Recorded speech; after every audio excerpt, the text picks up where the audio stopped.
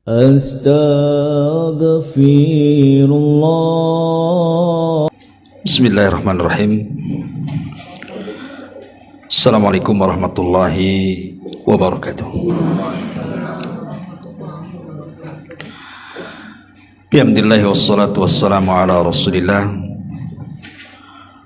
wa ala alihi wa sahbihi wa mawalah wa la hawla wa la quwata illa billahi wa ba'du. Alhamdulillah, segala puja dan puji hanya milik Allah Jalla fi'ula. Salawat dan juga salam tetap kita curahkan pada baginda Nabi besar Muhammad sallallahu alaihi wa ala alihi wasallam. Pembahasan di siang hari ini kita akan membahas tema ringan saja, nasihat untuk saya pribadi dan juga jamaah sekalian yang hadir. Bagaimana kita memanfaatkan waktu selama 24 jam, dan itu menjadi sebuah ibadah bagi kita semuanya. Karena hal yang akan ditanyakan pada hari kiamat adalah terkait masalah waktu. Makanya dalam Al-Quran itu Allah bersumpah paling banyak dengan waktu. Wal fajri, demi waktu fajar. Wad duha, demi waktu duha. Wal asri, demi waktu asri. Wal laili idha saja, demi waktu malam. Wan nahari, demi waktu siang. Dan begitu seterusnya. Quran itu paling banyak bersumpah dengan waktu. Makanya Nabi SAW mengatakan, la tazulu qadama abdin yaumal qiyamati hatta yus'alu an arba'. Tidak akan bergeser tuh kaki anak Adam tuh, meniti di atas titian siratal mustaqim sampai ditanya 4 perkara. Semua bicara waktu. An umrihi fi ma'afna, wa an syababihi fi ma'abla, wa an ilmihi fi ma'amila fi, wa an malihi min aina iktasabahu wa fi ma'anfaqah.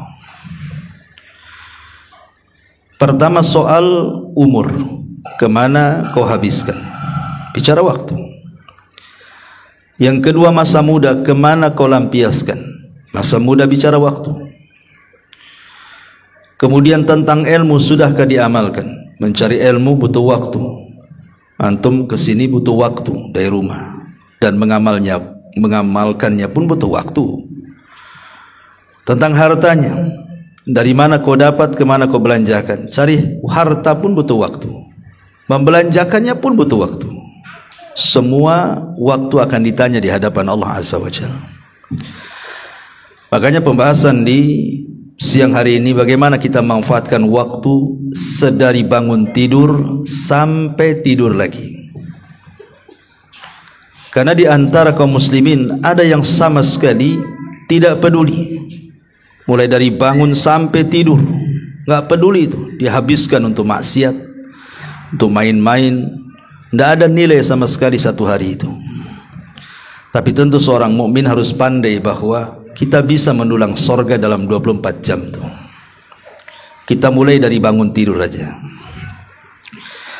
Seorang mukmin selambat-lambatnya bangun, mungkin yang susah bangun ya, itu minimalnya 20 menit sebelum subuh.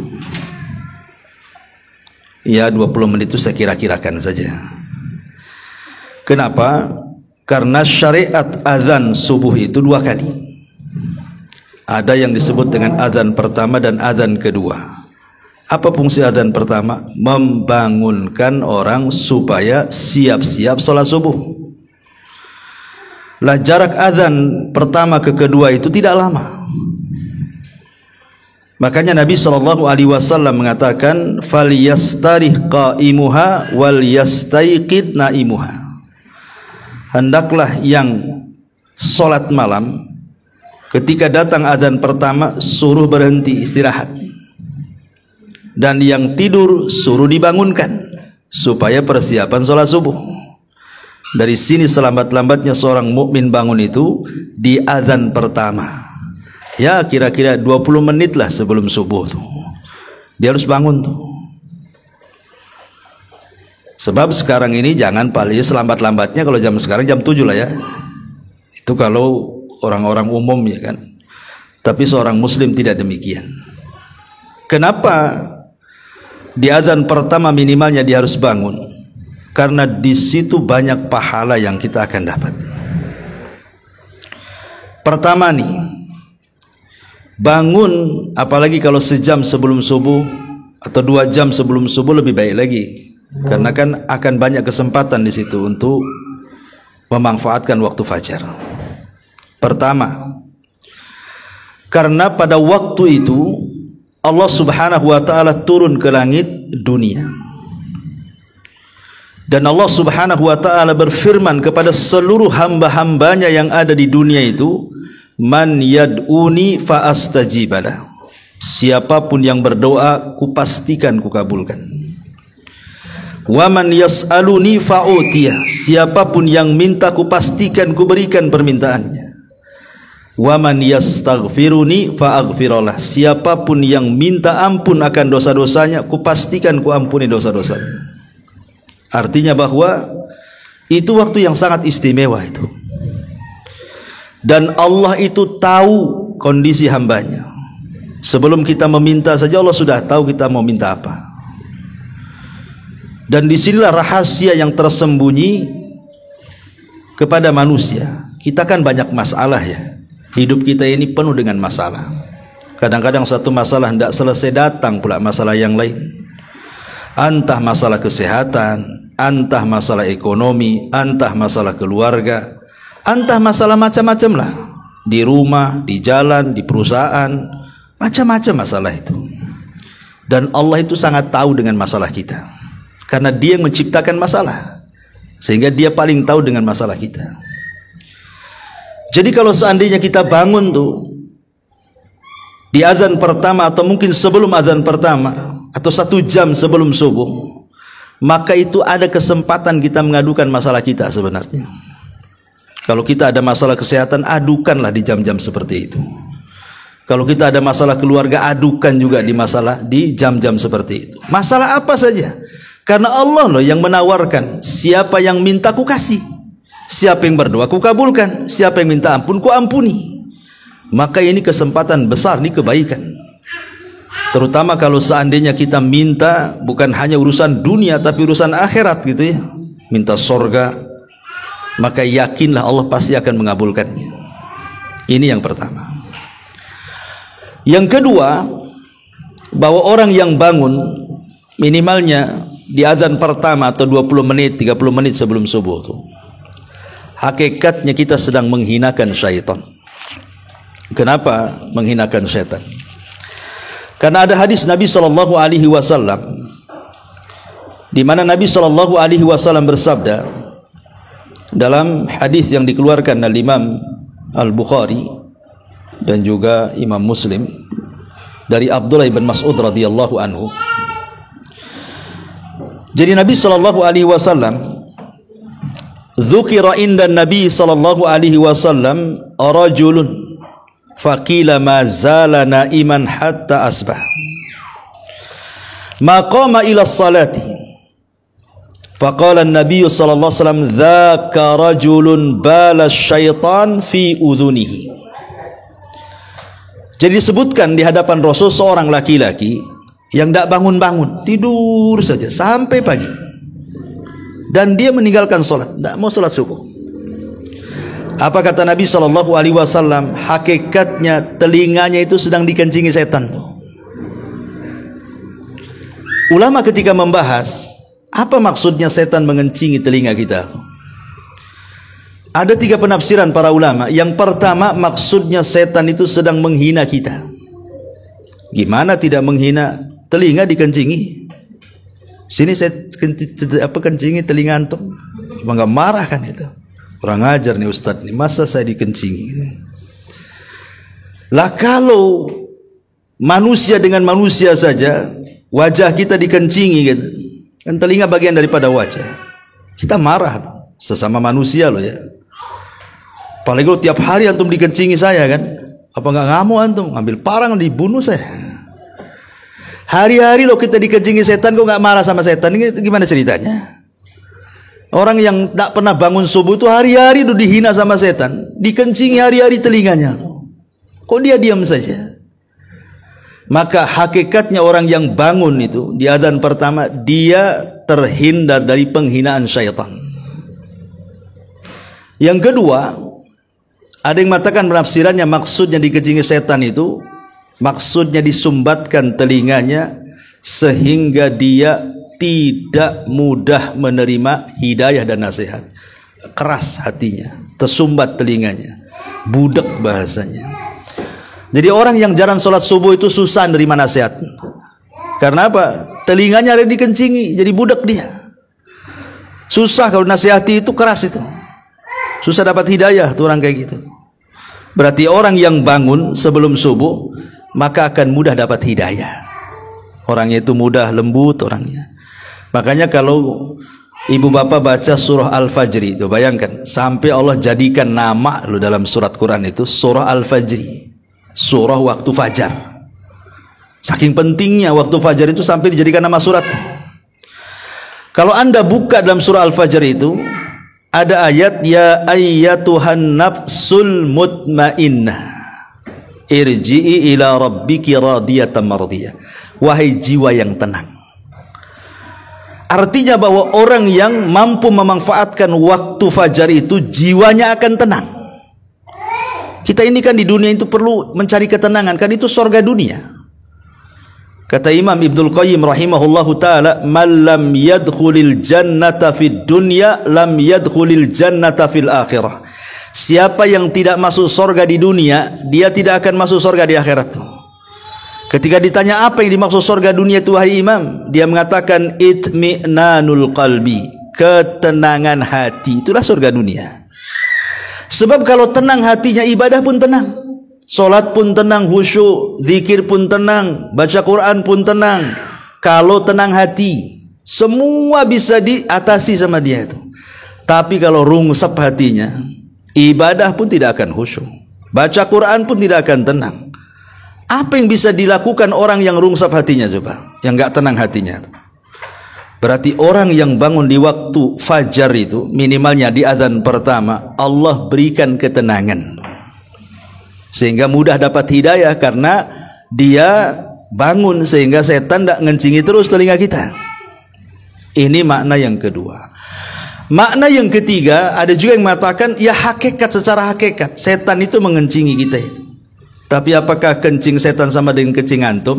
Ya kalau betul-betul kayak kencing kita, habislah telinga kita. Ya mungkin kencing setan tidak tahu seperti setannya aja nggak tahu kita. Cuma kencingnya. Tetapi di bawah hakikatnya memang setan itu sedang menggencingi. Dan ini bahaya kalau hari ini kencingnya setan kan itu. Inilah manfaatnya bangun sebelum fajar itu. Kemudian yang ketiga, ada hadis Nabi SAW yang mungkin kurang lebih semakna, di mana setan itu apabila kita tidur malam-malam, yaqidu syaitan ala qafiyati ahadikum thalath uqadin. Jadi setan itu datang kepada kita setiap malam bawa tali dia. Kemudian mengikat tengkuk kita 3 ikatan. Setiap satu ikatan setan akan membacakan mantra di telinga kita. Lailun tawilun farkud. Malam masih panjang, tidur. Tidur. Itu mantranya tuh. Ya, jadi meninabobokkan kita tuh. Nanti diikat lagi, gitu lagi mantranya itu. Lailun tawilun, malam masih panjang, padahal sudah jam 7 tuh. Masih dibilang malam masih panjang aja tuh. Tidur kan itu. Sambil diusap-usap, dimimpikan pula mimpi yang enak di situ. Kemudian yang ketiga ikatan juga sama mantranya itu. Tapi kata Rasul apa? Fa idza staiqadha wa dzakarallaha in hallat uqdatun. Kalau dia bangun di waktu fajar, maka hilang satu ikatan. Ketika dia berzikir kepada Allah habis bangun, alhamdulillahilladzi ahyana ba'da ma amatana wa ilaihin nusyur. Hilang tuh satu ikatan. Wa in tawaddaa halat uqdatun. Kalau dia bergegas bangun, langsung ambil air wudu, hilang dua ikatan. Wa in shalla, kalau dia salat, in halat uqdatun, hilanglah tiga ikatan itu. Kalau sudah hilang tiga ikatan, karena dia bangun di adzan pertama kan, kemudian dia sholat 2 rakaat sunnah fajar, kemudian disusul dengan sholat subuh berjamaah lagi laki-laki, perempuan di rumah. Apa kata Rasulullah? Ini keajaibannya di sini. Setelah itu, maka kata Nabi SAW, maka hatinya akan menjadi tayyibun nafsi nasyatan, kata Rasul, maka jiwanya akan bersih. Makna jiwa bersih itu tidak ada penyakit hati itu dalam hatinya, tidak akan dendam, tidak akan marah, tidak akan hasad, pokoknya nggak ada penyakit. Dan dia menjadi nasyat. Nasyat itu semangat hidupnya, tahu arah tujuan hari ini mau kemana. Tapi kalau dia kemudian tidak terbangun, ikatannya pula masih terikat di tengkuk dia, kemudian dia bangun selepas subuh dan dia tidak sholat, tidak berzikir, tidak wudu, tidak sholat, gitu ya, maka yang terjadi khabithun nafsi, jiwanya buruk. Sebagian ulama mengatakan, apa makna jiwa buruk itu? Jiwanya buruk itu maksudnya akan didatangkan berbagai macam masalah kepada kehidupannya satu hari itu. Terkadang masalah itu datang, dia tidak tahu dari mana, tahu ada masalah saja, ya. Lagi enak-enak adalah masalah lagi, belum selesai masalah ada lagi masalah. Coba dibuat banyak masalah itu sama Allah. Kemudian kaslan, jadi malas dia, tidak mampu menghadapi masalah itu, tidak mampu menguraikan masalah dia, akan ngeri itu jadinya, ya. Ma'asyiral muslimin wal muslimat rahimani wa rahimakumullah. Itulah keutamaan kalau kita bangun minimalnya lah. Minimalnya itu ya adzan pertama 20 menit sebelum subuh. Karena itu seorang mukmin memang begitu, bangun di adzan pertama tuh. Ya kalau seandainya dia bisa bangun sebelum itu ya lebih baik lagi. Sebelum adzan pertama dia sudah bangun lagi, maka dia akan mendulang banyak pahala. Karena di situ dia bisa ada kesempatan tahajud, ya, dan tahajud taulah keutamanya luar biasa. Dia bisa baca Quran di situ, kemudian dia bisa berdoa di situ, dia memperbanyak istighfar di situ, lengkap dia dapat keutamaan itu. Ya. Ini bangun, mulai bangun tuh. Nah, kemudian selepas itu bangun, berzikir, berdoa maksudnya, kemudian ambil wudu, kemudian nunggu subuh. Lah nunggu subuh itu ada sunnah namanya sunnah naum idtija namanya. Tidur terlentang dan ke lambung kanan. Itu ya kira-kira selepas adzan gitu ya, selepas antum sholat 2 rakaat fajar. Akan ada waktu kalau sebelum qomat, kita bisa baring di situ. Itu sunnah hukumnya. Ya, di adzan pertama itu sebelum subuh kita baring sebentar lah. Ustadz kalau baring sebentar nanti bablas pula subuhnya. Iya tidurnya kalau tidur ibu, kalau tidur Nabi nggak kayak gitu. Tidur ibu kan terlentang di kasur pakai bantal, jadi malam lagi lah. Maksudnya tidurnya itu ya jangan di kasur tidurnya, tidurlah di lantai gitu ya. Kemudian ke arah lambung kanan miring, dan yang jadi bantal itu tangan kita gini. Karena biasanya kalau tidur ke lambung kanan mudah terkejut. Kalau dibangunkan cepat dia. Karena dia bukan sedang tidur betulan, dia sedang sleep chicken itu namanya. Sedang ya antara tidur nggak tidur kan. Ya orang itu dikejutkan pun bangun dia. Ya. Supaya apa maksudnya? Kenapa disunahkan tidur? Bagi yang sholat malam, dia kan lelah letih, namanya tahajud, kadang-kadang ada yang 11 rakaat gitu ya. Suratnya pula yang dibaca panjang-panjang. Mungkin dia lelah, capek, makanya suruh baring itu. Rileks supaya subuhnya dapat. Sebab jangan sampai kemudian kita mengutamakan sholat tahajud, sholat subuhnya pula ngantuk. Mana yang diutamakan, wajib apa sunnah? Wajib yang diutamakan, bukan sunnah. Kalau kira-kira kemudian sholat malam memadaratkan sholat wajib, janganlah sholat malam. Apain ngejar yang sunnah, menelantarkan yang wajib. Makanya disyariatkan baring di situ supaya agak rileks nanti sholat subuhnya, datang lagi tenaga. Ya. Jadi di situ ada sunnah dan itu ada kebaikan karena persiapan sholat wajib. Ditambah-tambah ada 2 rakaat sholat sunnah fajar. Yang kata Nabi SAW pahalanya kan luar biasa tuh. Kata Nabi SAW, raqatai al-fajri khairun minad dunya wa ma fiha, kata Rasul. 2 rakaat salat sunnah fajar itu lebih baik daripada dunia dan isinya lagi. Dunia isinya, Masya Allah. Kita punya tanah 1 hektar di Nagoya saja, senangnya luar biasa. Dunia dan isinya lagi, coba bayangkan. Tapi 2 rakaat fajar lebih baik daripada itu, katanya. Itu saja tidak mau orang ambil. Tapi kalau dikasih rumah mau dia. Disuruh sholat 2 rakaat yang lebih baik daripada dunia, nggak mau dia. Itu kan luar biasa 2 rakaat fajar. Dan 2 rakaat fajar itu tidak usah panjang-panjang. Karena juga suratnya sudah ditentukan. Rakaat pertama baca Qul ya ayyuhal kafirun. Rakaat kedua baca Qul huwallah. Kan pendek-pendek itu surat favorit semua tuh. Ya. Dan dua-duanya disebut surah Al-Ikhlas tuh. Sebab kalau Qul ya ayyuhal kafirun itu bicara uluhiyah. Kalau surah Al-Ikhlas itu bicara asma dan sifat dan juga rububiyah. Lengkaplah tauhid di situ. Ya, 3 tauhid ada di situ tuh kalau baca 2 surat itu. Rububiyahnya dapat, asma dan sifatnya dapat, uluhiyahnya pula dapat. Lah baru kemudian salat subuh. Salat subuh itu luar biasa lagi pahalanya. Karena Nabi SAW mengatakan man shalla subha fahuwa fi dhimmatillah. Siapa yang sholat subuh maka dia berada dalam lindungan Allah 1 hari itu. Jadi kalau orang sholat subuh, betul-betul sholat subuh ya, dan diniatkan ingin mencari perlindungan Allah, 1 hari itu tidak perlu takut kita.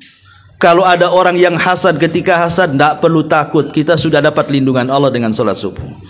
Kalau ada orang yang nyihir kita, tidak perlu takut dengan sihir, kita sudah dapat lindungan Allah dengan sholat subuh. Kalau ada orang yang dengki, hendak dengki kepada kita, tidak perlu takut, kita sudah dapat perlindungan Allah di sholat subuh itu. Kalau ada orang yang berbuat jahat, tidak perlu takut dengan kejahatan orang, sudah ada perlindungan kok. Kalau Allah sudah yang melindungi, siapa yang berani mendekati kita? Kalau kita minta perlindungan pada satpam, di atas satpam ada bos, habislah kita. Satpam tak bisa melindungi kita. Kita umpamanya berlindung kepada polisi yang mungkin pangkatnya rendah, di atas ada jenderal lagi. Tapi kalau Allah di atas segala-galanya, selesai itu. Jadi ada niat kita juga kalau sholat subuh, niatkan minta perlindungan kepada, karena di situ Rasul mengatakan siapa yang sholat subuh berarti dia dalam lindungan Allah, tenang jadinya, ada perlindungan di situ. Makanya sholat subuh itu jangan asal-asalan. Ya, kalau bisa berjamaah bagi laki-laki itu penting bagi kehidupan dia sehari itu masalahnya. Kalau perempuan ya di rumah, minimalnya Rasul kalau sholat subuh itu 100 ayat, Bu. Ustaz nggak hafal 100 ayat. Ya, Al-Baqarah saja linglung saya itu. Ya, bisalah diulang-ulang. Pamannya ibu juz amma, hafalah berapa dari Anas, hafal lah, nggak mungkin nggak hafal. Nanti Anas ke Al-Falaq, Al-Falaq ke Tabats ke Al-Kafirun, terus aja tuh ya, sampailah 100 ayat. Kenapa kemudian dipanjangkan baca Quran di sholat subuh itu? Karena bacaan Quran di sholat subuh itu masyhud, disaksikan malaikat. Inna Qur'anal fajri kana masyhuda. Quran di waktu fajar itu disaksikan malaikat. Makanya dipanjangkan tuh bacanya. Satu-satunya sholat yang dipanjangkan, disunahkan dipanjangkan itu sholat subuh. Ya, kalau bagi laki-laki kan di masjid ya tergantung imamnya lah kan gitu. Tapi kalau perempuan kan di rumah masih bisa lah dipanjangkan. Kalau kan sholat sendiri kalau perempuan. Kalau laki-laki kan tidak mungkin request sama imam. Mam request mam Ali Imran, ya umpamanya kan tidak bisa juga. Ya tergantung imam lah hafalannya. Ya. Tetapi yang ingin saya katakan juga di sini bahwa wanita juga di zaman Rasul itu biasanya ke masjid kalau sholat subuh. Karena tidak ada riwayat para wanita itu sholat berjamaah bersama Rasul kecuali di sholat subuh saja. Coba kita cek di hadis-hadis itu. Tidak ada wanita-wanita di zaman Rasul yang sholat jamaah di waktu zuhur, rame-rame ke masjid atau asar atau maghrib, bisa nggak ada riwayatnya. Tapi di sholat subuh ada. Jadi wanita-wanita itu jalan kaki dari rumahnya itu ke Masjid Nabawi, dan mereka pulang sebelum terang. Jadi satu-satunya sholat yang ada riwayat wanita ke masjid itu di sholat subuh. Bukan berarti kalau wanita sholat duhur ke masjid dilarang, tidak.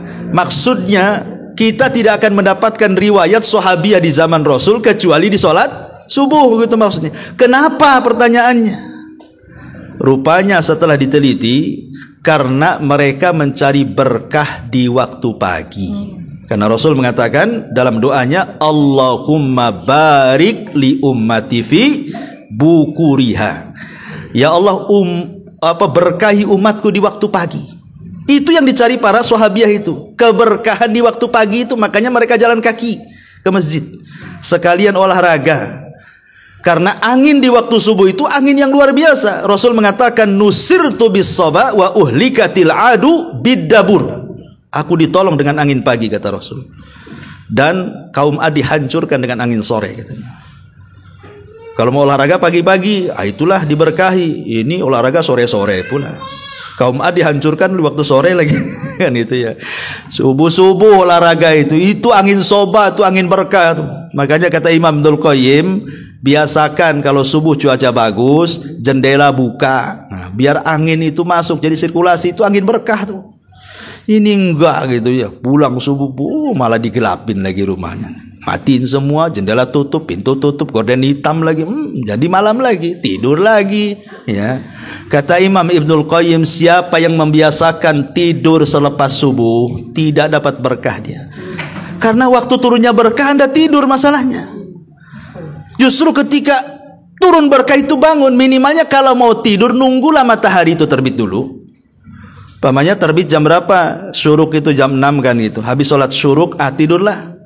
Pamannya kan masih ada waktu. Kerja jam berapa? Oh, kalau jauh nggak bisa lah. Nggak usah tidur lah, ngapain juga kan. Nanti tak kerja kan itu.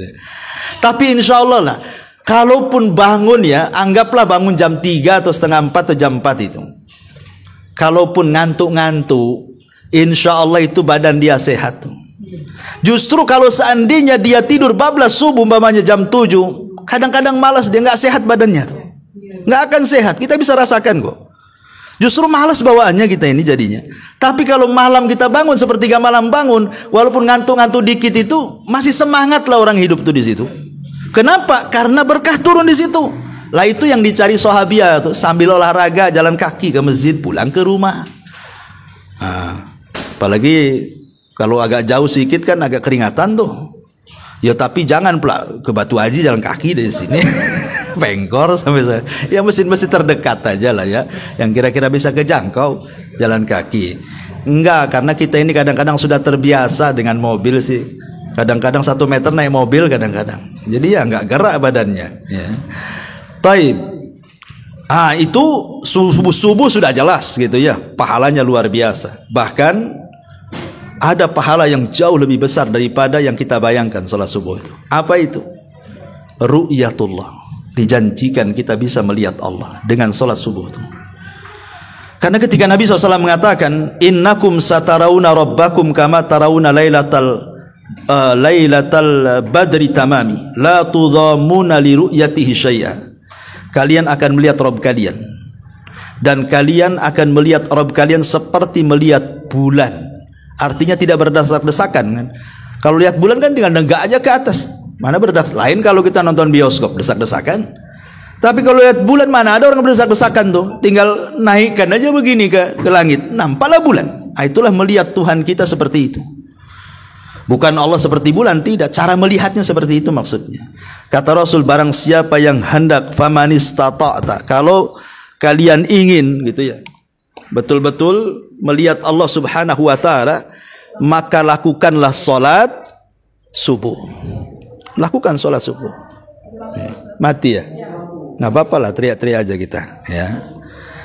Jadi kata Nabi SAW, lakukan salat subuh ya kalau ingin melihat Allah. Dan melihat Allah itu kenikmatan yang luar biasa di sorga. Kenapa? Karena melihat Allah itu lebih nikmat dibandingkan sorganya itu sendiri. Dan rahasianya ada di sholat subuh tuh. Cukuplah dengan hadis ini saja, harusnya orang itu sudah terbayang kepengen sholat subuh gitu. Tapi ya namanya memang ujian, makanya Rasul mengatakan sholat yang paling berat dilakukan orang munafik itu sholat subuh salah satunya.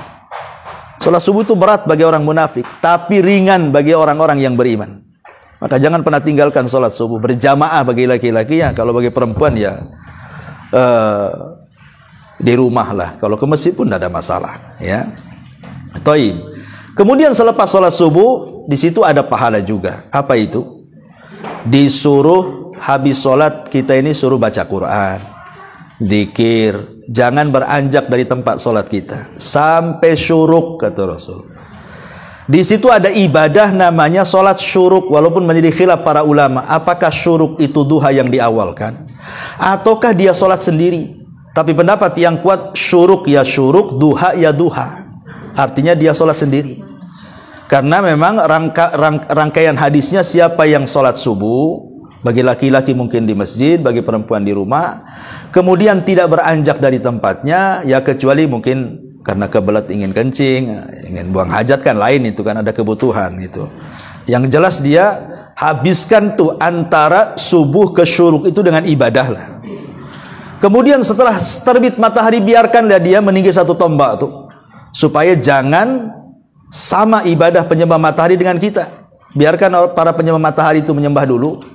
Nanti kalau sudah naik sedikit, kira-kira 15 menit gitu ya, mungkin ya sekitar itulah, atau 10 menit dari terbitnya matahari, kita lakukan 2 rakaat syuruk. Kata Rasulullah, pahalanya kahajjati wal umrah taman, seperti ibadah haji dan umrah secara sempurna. Artinya secara sempurna itu ya seolah-olah kita ngumpulin duit, berangkat haji, kemudian khusyuk hajinya, pulang diampuni dosa-dosanya, seperti itu ya. Padahal kalau kita haji betulan, belum tentu niatnya karena Allah, belum tentu ibadah di sana khusyuk, belum tentu pulang diampuni dosa-dosanya. Tapi orang yang duduk habis sholat subuh, berzikir, baca Quran sampai dia melaksanakan syuruk, dia mendapatkan pahala haji dan umrah sempurna lagi. Oh, luar biasa memang ya. Itu saja orang gak tertarik gitu. Gak tertarik orang jelas-jelas pahala yang seperti ini. Tetapi sekali lagi ini kan bicara soal bandingan pahala, bukan soal menggugurkan kewajiban haji ya, hanya ngambil pahalanya saja. Kalau belum haji tetap wajib haji lah kan gitu. Jangan pula habis sholat syuruk ngaku-ngaku Pak Haji pula kan gitu.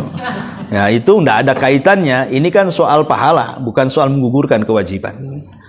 Oke, setelah sholat syuruk, apalagi? Di situ muncul waktu duha. Mulai terbit matahari sampai waktu zawal matahari tergelincir ke arah barat masuk waktu duhur, itulah disebut waktu duha namanya. Allah Subhanahu wa taala, sedikit faedah, ketika menyebut malam dengan menyebut subuh, itu Allah bedakan harokatnya.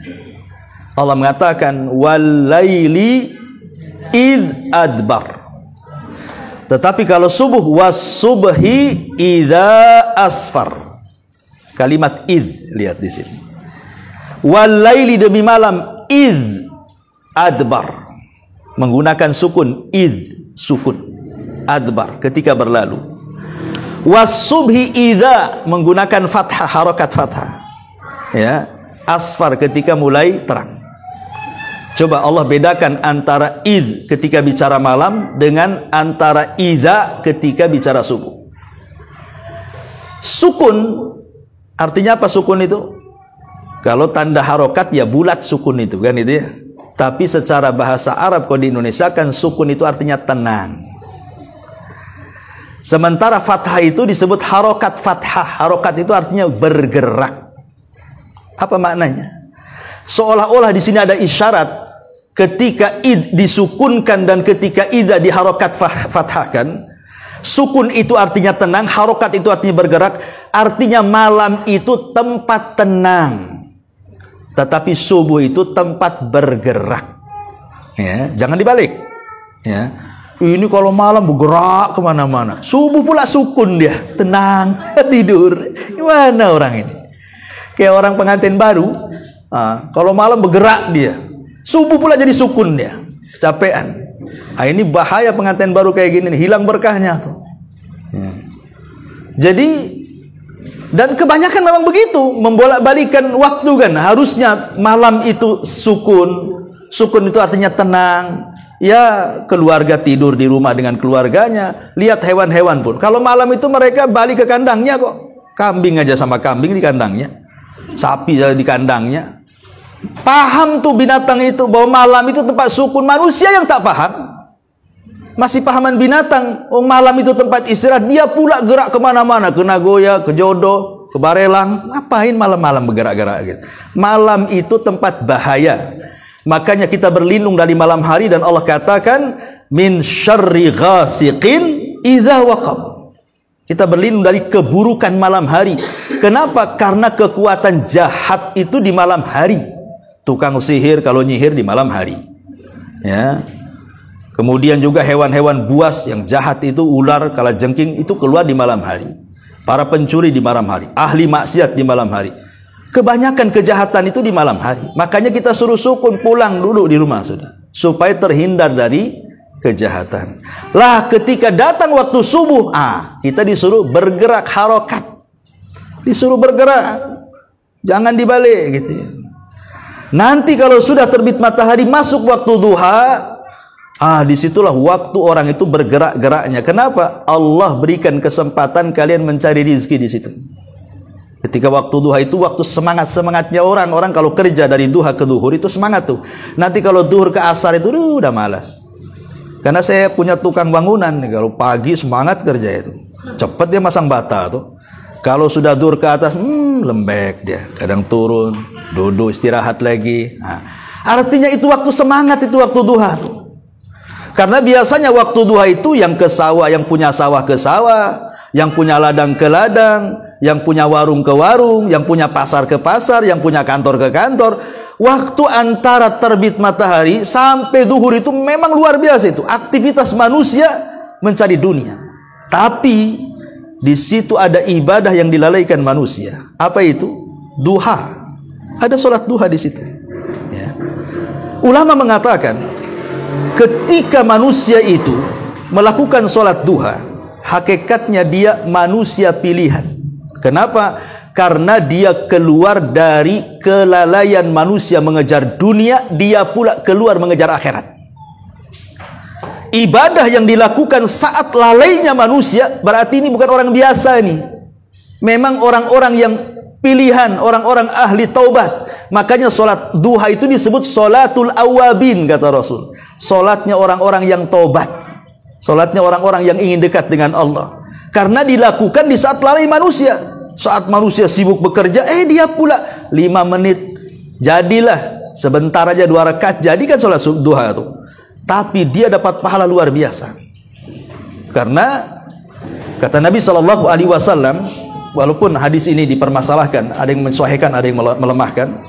Barang siapa yang sholat 4 rakaat ataupun 12 rakaat, ya, sholat duha di siang hari. Dan ingat, sholat duha itu kan seafdol-afdolnya sholat sunnah di siang hari, yaitu sholat duha. Tidak ada sholat yang lebih afdol di siang hari dari sholat-sholat sunnah melebihi sholat duha. Tapi lihat pahalanya, Allah akan bangunkan bagi dia 1 istana di sorga. Ini luar biasa, ya. Dalam riwayat yang lain, dalam hadis qudsi itu, Allah akan cukupkan dia dari duha sampai sore. Allah cukupkan pahalanya, Allah cukupkan rizkinya. Makanya ada orang-orang awam itu yang mereka berpendapat bahwa kalau ingin lancar rizkinya, banyak-banyak duha. Gitu kayak istilahnya kan. Karena ada diskusi yang mengatakan Allah akan cukupkan kehidupannya. Asal kita yakin sajalah dengan Allah Azza wa Jalla kan itu. Kalau ragu-ragu itu namanya suudon dengan Allah. Sementara Allah itu bersama prasangka hambanya. Kalau hambanya berprasangka baik, Allah akan baik. Kalau berprasangka buruk, ya Allah akan buruk juga. Jadi setiap ibadah itu harus punya prasangka baik. Kalau Allah menjanjikan siapa yang ibadah seperti ini balasannya, yakin dengan itu tuh. Kan harus yakin kita. Mana mungkin kita menyembah zat yang yakin, ibadahnya pula ragu-ragu, ya. Jadi ini penting, sholat duha itu pahalanya besar, ya. Kemudian Setelah duha tentu masuk waktu maghrib. Masuk waktu maghrib ini, di sana ada solat yang terkadang dilupakan manusia. Solat sunnah sebelum maghrib. Memang bukan solat rawatib, bukan. Solat sunnah sebelum maghrib itu disebut solat nafilah. Tetapi banyak orang yang melalaikan, terutama kadang-kadang di masjid-masjid itu langsung qomat habis adzan kan, itu nggak dikasih kesempatan lah orang itu untuk solat kan. Alasannya apa? Solat maghrib itu pendek waktunya. Kata siapa pendek waktunya? Dari maghrib ke isya itu ada 1 jam juga tuh. Kalau hanya kasih kesempatan umpamanya 15 menit atau 10 menit itu solat sunnah maghrib kan bisa sebenarnya. Karena waktunya juga ada 1 jam, karena sampai maghrib asyafaq al-ahmar, sampai hilang tuh safaq ahmar tuh, masuk waktu isya kan gitu. Artinya di sini bahwa di situ ada solat sunnah juga 2 rakaat, disebut solat nafilah. Oh ya, sebelumnya solat duhur juga ada solat rawatib kan, 4 rakaat sebelum zuhur. Nah, itu pahalanya besar tuh. Dibangunkan istana juga di sorga itu kalau menjaga solat 4 rakaat sebelum duhur tuh.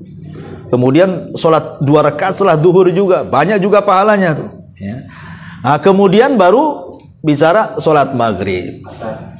Asar dulu. Oh, udah maghrib pula kan itu. Asar belum dibahas sudah maghrib. Diloncat kita kan. Maunya kalau puasa biar cepat buka tuh. Jadi asar lebih hebat lagi. Kenapa? Karena solat asar itu solat pertemuan malaikat antara malaikat malam dan malaikat siang. Rasul mengatakan, yata'aqabuna fikumul malaikatu, malaikatul laili wa malaikatun nahar, wa yajtami'una fi salatil asri wa salatil fajri. Kata Rasul, Allah itu membuat tugas kepada malaikat malam dan malaikat siang. Jadi malaikat malam tugasnya mencatat kebaikan kita di malam hari, malaikat siang tugasnya mencatat kebaikan kita di siang hari. Ini bukan raqib atid ya, raqib atid sendiri.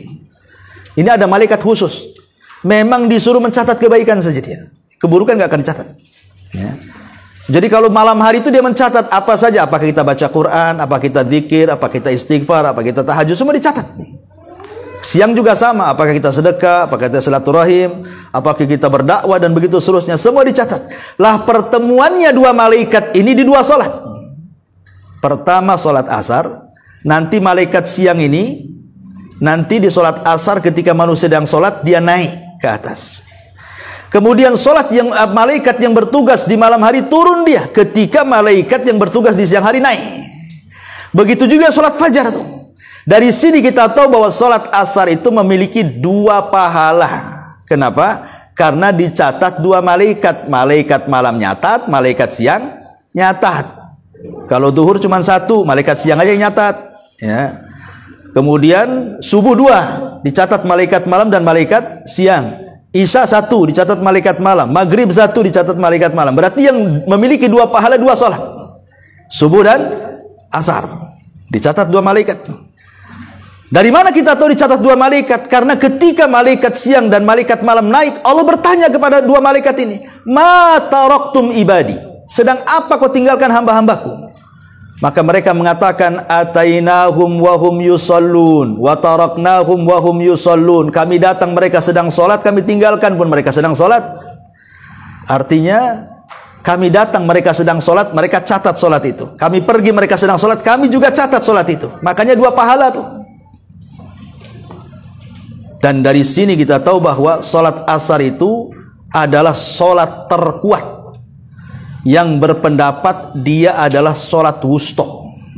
Yang Allah katakan, "Hafidu ala salawati was salatil wusta." Jaga oleh kalian 5 waktu salat, terutama salat wusta. Sepakat berdasarkan nas hadis bahwa salat wusta itu salat asar. Dari mana? Ketika Rasul menggali parit dalam perang Khandaq, Rasul itu sampai disibukkan itu menjaga parit, jangan sampai musuh meloncati parit. Sampai waktu asar masih diserang juga sama musuh, sampai maghrib Rasul tidak sempat sholat asar, masuk waktu maghrib. Terpaksalah Rasul sholat asar di waktu maghrib. Marah Rasul. Kemudian Rasul mengatakan apa? Semoga Allah membakar dengan api rumah-rumah dan kuburan mereka, karena mereka sudah mengakhirkan sholat wusta, katanya. Berarti di kita wusta ini sholat asar.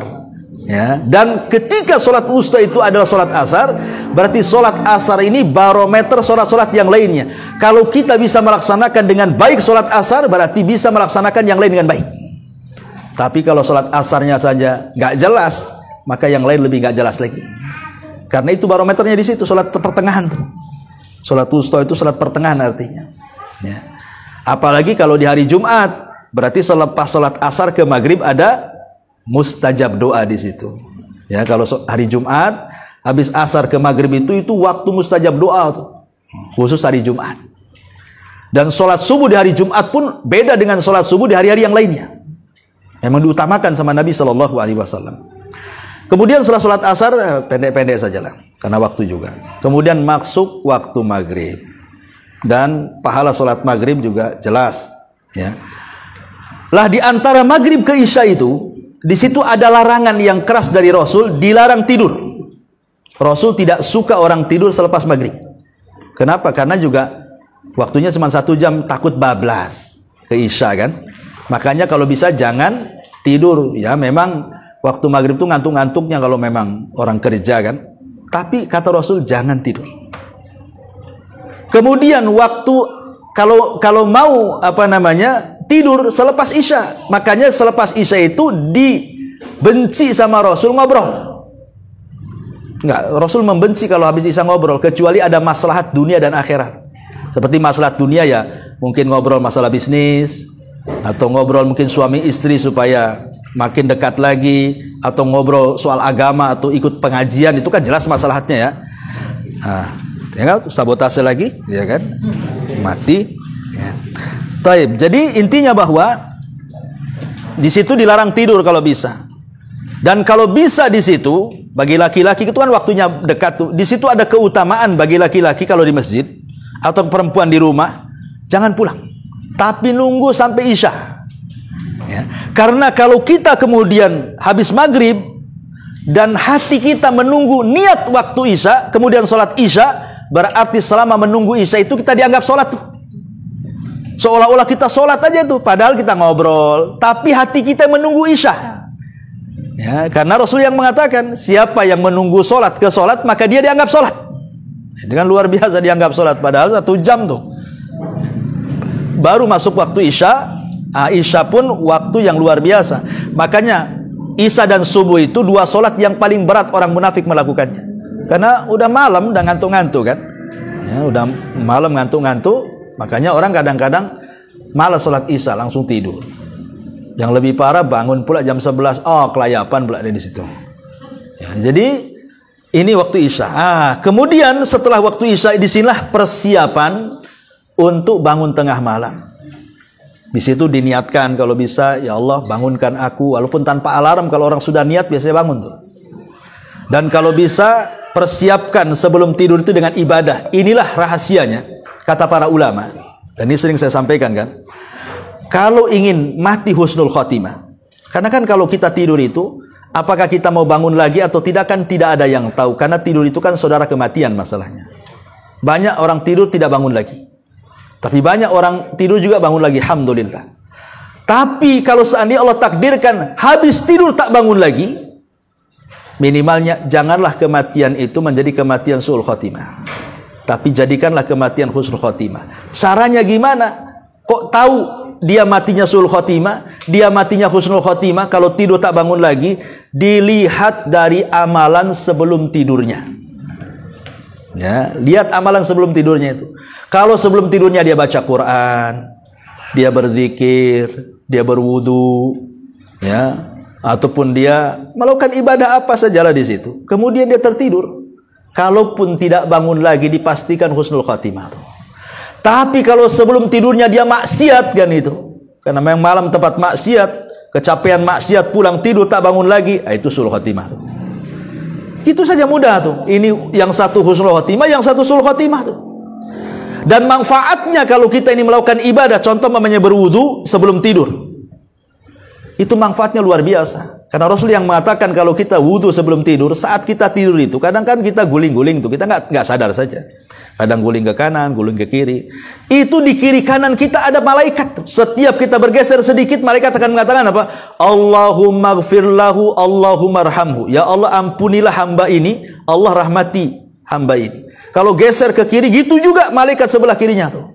Tapi kalau tidak dimulai dengan doa, tidak mulai dengan wudu, tidak mulai dengan ibadah, langsung tidur, itu di kiri kanan setan lah, dan malaikat. Ya. Kita nggak dapatkan doa seperti itu. Makanya kalau seandainya kita melakukan ibadah sebelum tidur, kemudian tidur kita dianggap ibadah, itu maksudnya. Tidur aja dapat pahala tuh. Kalau seandainya kemudian Allah takdirkan mimpi buruk, ya, maka bangun cepat meludah ke arah kiri, berta'awud. Ya kalau suaminya sebelah kiri ya geser lah kan itu. Jangan belak meludah ada suaminya di situ. Artinya di sini ada tuntunannya semuanya. Tidurnya aja ada tuntunannya kan, kita disuruh kalau bisa baca ayat kursi, baca qul a'udzu birabbil falaq, qul a'udzu itu diusap-usap kata Nabi kan. Ya, sebelum tidur dikebut dulu tuh tempat tidur itu kata Nabi. Takut ada apa-apa kan itu. Baca basmalah ya. Dan sebelum tidur pastikan jendela kata Rasul tutup. Kalau masak-masakan tutup, baca basmalah karena apapun yang ditutup oleh kita setan tidak mungkin membuka. Setan nggak mungkin membuka. Seperti kompor matikan dan begitu seterusnya lah ya. Intinya bahwa tidur bisa menjadi ibadah dilihat daripada sebelum tidurnya. Nanti nih kalau sudah bangun tengah malam, balik lagi ke pembahasan tadi. Di situ ada waktu-waktu yang sangat mustajab dan sangat istimewa. Ya, ini secara global. Kalau kemudian kita rincikan lagi umpamanya selama sepanjang siang itu kita gunakan untuk zikir, memberatkan timbangan, istighfar gitu, memudahkan urusan. Dan ibadah-ibadah yang lain, sedekah, silaturahim, mengunjungi orang sakit dan begitu, wah makin luar biasa itu. Bayangkan dalam 24 jam itu kita bisa menjadi ahli sorga itu sebenarnya. Kalau kita mau melakukan ini semuanya. Tapi di antara kita kadang-kadang tidak seperti ini. Sholat itu tidak diniatkan kebaikan, hanya untuk melepas kewajiban saja. Nah, sehingga akhirnya beratlah melaksanakan sholat kalau itu niatnya. Wallahu a'lam bishawab. Ini di antara sekilas nasihat saya. Ya. Nah, kalau saya sebutkan dalil-dalilnya, walaupun sudah ditulis, mungkin tidak akan selesai sampai jam 1. Ya. Makanya sampai di sini saja, kita buat tanya jawab saja, silahkan. Karena saya dan jamaah nampaknya sudah ngantuk. Kalau udah manggut-manggut itu ada tanda tuh. Tapi ngantuknya orang ngaji, insya Allah dapat pahala. Tapi jangan ngorok saja. Ya masih ngantuk, masih dengarlah suara saya kan. Kalau udah ngorok bahaya. Wallahu a'lam. Silakan. Ini misalkan kita menjelang subuh kita sekitar 10 menit menjelang subuh zikir-zikir gitu. Tapi kita nggak baring kan.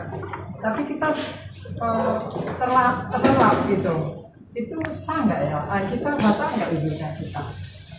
Nggak baring nggak masalah, baring kan sunnah saja. Ibu tidur? Terlelap gitu loh. Terlelap kemudian bablas? Enggak, terbangun karena ada maksudnya wudhunya batal nggak gitu? Wudhu, tidur itu apa membatalkan wudhu atau tidak? Ini khilaf ulama.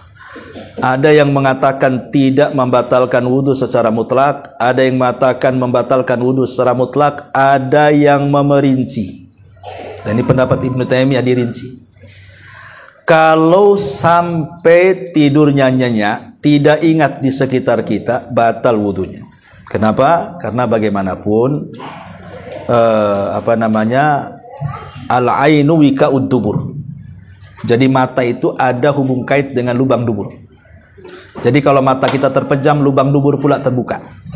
Kalau mata kita tertutup, lubang dubur terbuka. Kalau mata kita terbuka, lubang dubur tertutup. Jadi ada kemungkinan dikhawatirkan mengeluarkan sesuatu dan kita tidak sadar. Makanya kalau nyenyak, kata ulama batal. Tapi kalau tidak nyenyak, tidak batal. Maksudnya masih, kalaupun dikagetkan masih kaget gitu ya. Masihlah tahu di sekitar kita ini cuma manggut-manggut aja, maka tidak batal wudhunya. Wallahu a'lam. Ada lagi Ustaz. Ya. Ustaz, kalau umur 50 ke atas, perempuan itu wajib mahram nggak Ustaz?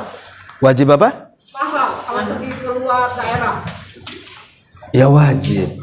Ya, semua wanita itu mau nenek-nenek, semua wajib karena hukum mahram itu umum kata Rasul, idza safara gimana hadisnya itu? Apabila seorang wanita safar, maka harus ada mahramnya. La tusafiru imra'atun illa ma'adhi mahramin. Nah, begitu lafadznya. Jangan seorang wanita safar kecuali ada mahram. Di sini umum, tidak disebutkan umur. Ya, kalau bisa pakai mahram. Sebab mahram itu akan menjaga wanita. Mahram itu walaupun kakek-kakek, ya, kemudian di kereta itu banyak preman, kadang-kadang mikir mau ganggu tuh. Itu sama kakeknya katanya. Tapi kalau sendirian itu pasti diganggu tuh. Ya kadang-kadang mahram itu walaupun udah kakek, kalaupun ditunjang dia jatuh tuh, kadang-kadang masih menghargai karena ada mahram. Makanya pentinglah mahram itu. Ya, tapi kan terkadang zaman sekarang kan nggak peduli lah. Mau mahram gak mahram, mana ada peduli orang sekarang ini. Nah, itu karena kembali kurang sadar. Ya, ndaklah aman-aman saja Ustadz, saya biasa bolak-balik Jakarta Batam sendirian, tak ada masalah katanya. Kan ada orang yang beralaskan seperti itu. Bukan masalah itu. Rasulullah SAW ketika mengatakan tidak boleh safar seorang wanita kecuali ada mahram itu, berarti ada madarat di situ. Ada bahaya yang kita tidak tahu di situ. Makanya setiap larangan itu pasti ada bahaya, sebagaimana setiap perintah itu pasti ada kemaslahatannya yang kita tidak tahu kadang-kadang. Wallahu a'lam. Ya. Tadi terkait mahram tadi, apakah kalau ke masjid sholat subuh itu adanya juga harus bersama keluarga? Tidak, lihat itu jarak safar yang ada mahram itu.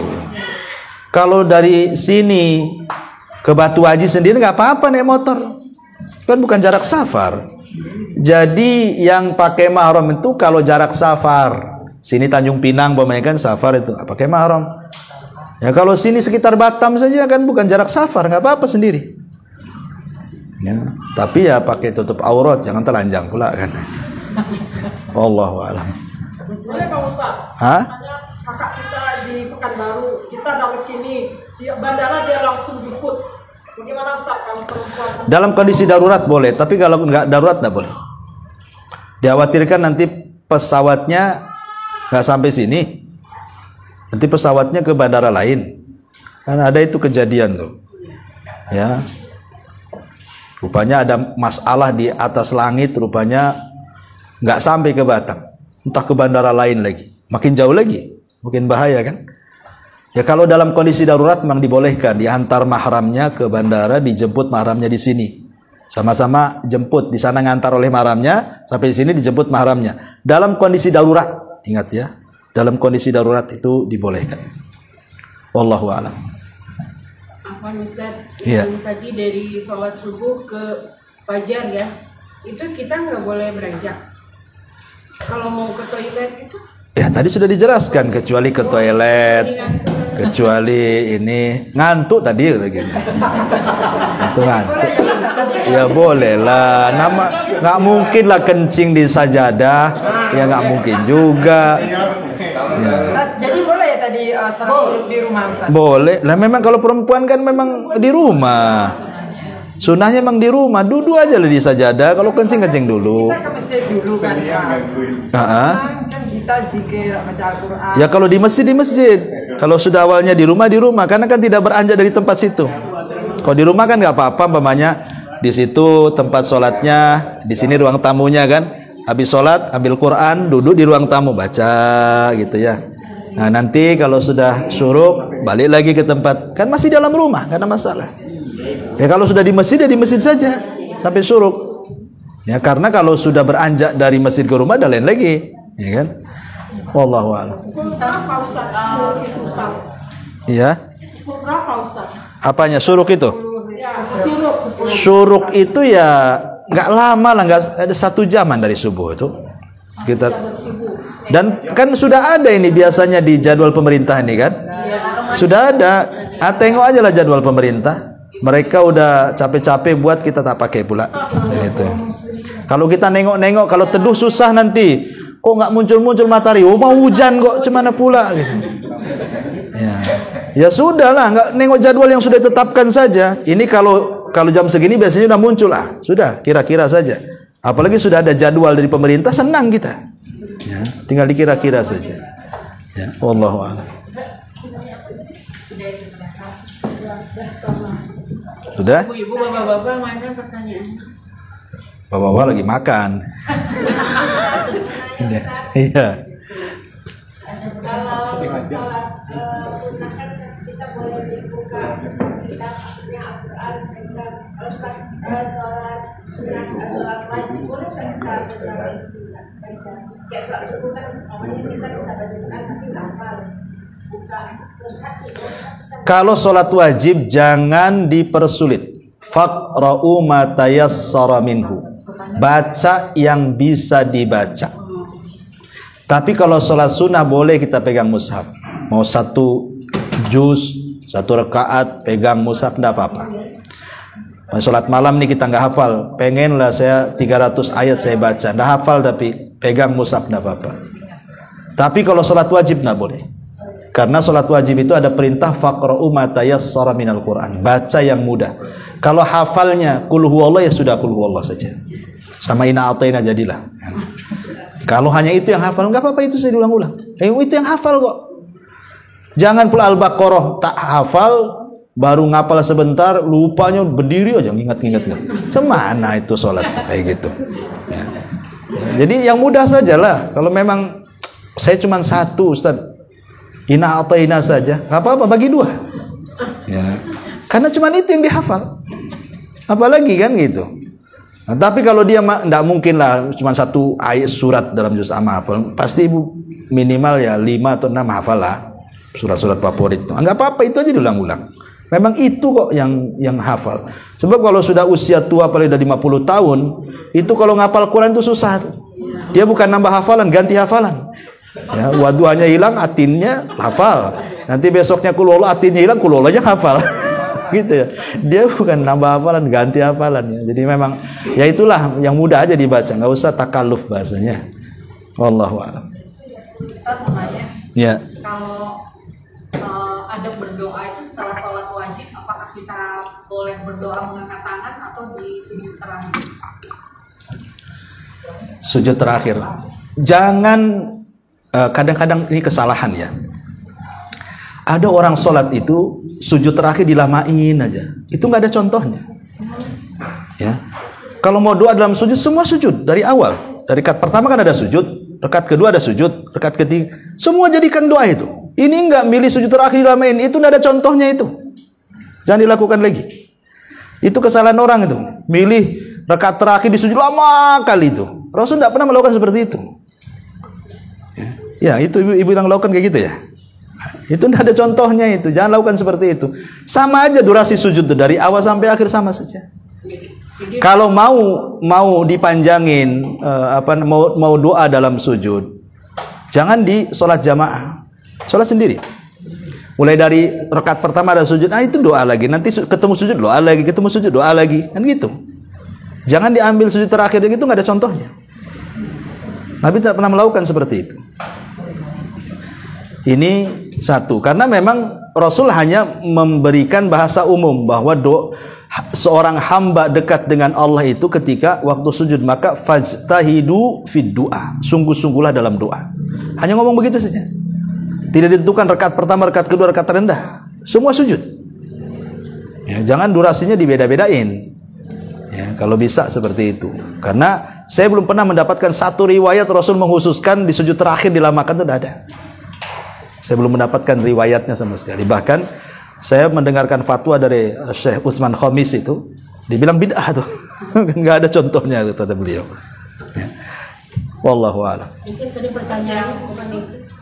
Menggunakan tangan itu, mengangkat tangan itu Lebih baik yang Kalau doa itu kan ada 2 macam ya. Ada doa ibadah, ada doa masalah. Doa ibadah itu doa yang sifatnya rutinitas, yang dibaca itu saja. Seperti zikir selepas sholat kan itu aja yang dibaca. Tasbih, ya kan, takbir, tahmid, tahlil kan itu. Kemudian juga Allah mantas salam, Allahumma la mani lima ataita, atau Allahumma inni na'udzubika an usyrika bika, atau apalah zikir-zikir yang diajarkan. Itu tidak perlu ngangkat tangan karena itu memang hari-hari dibaca dan itu lafadznya. Ya. Yang disunahkan mengangkat tangan itu kalau berkaitan dengan doa masalah. Kalau kita ada masalah, kita ini pusing, ya, suami nakal, ya, istri selingkuh, ataupun mungkin kesehatan, itu namanya ada masalah tuh. Itulah doa yang diajarkan Rasul, disuruh ngangkat tangan tuh. Dan kalau bisa ya habis sholat sunnah sajalah. Habis sholat wajib itu sibukkan dengan zikir saja. Yang ada di itu kan, karena panjang kalau kita mau melakukan zikir habis sholat itu macam-macam dibaca lah. Ayat kursi, A'udzu birabbin nas, A'udzu falaq itu kan, kemudian akhir Al-Baqarah. Panjang zikir itu sebenarnya. Kalau mau dibaca saja itu dulu wirid setelah sholat itu baca semua. Nanti habis sholat sunnah, lah angkat tangan tinggi-tinggi itu. Mintalah apa yang kita minta. Lebih selesa lagi kan, lebih leluasa kalau habis sholat sunnah kan panjang waktunya. Bukan di waktu sujud itu boleh nggak doa masalah? Boleh, tapi jangan angkat tangan ketika waktu subuh. Bingung nanti itu. Waktu sujud angkat tangan, gimana caranya?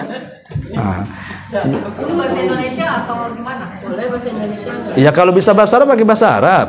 Kan sudah belajar bahasa Arab? Belum? Ya kalau nggak bisa nggak apa-apa, bahasa Sunda juga nggak apa-apa.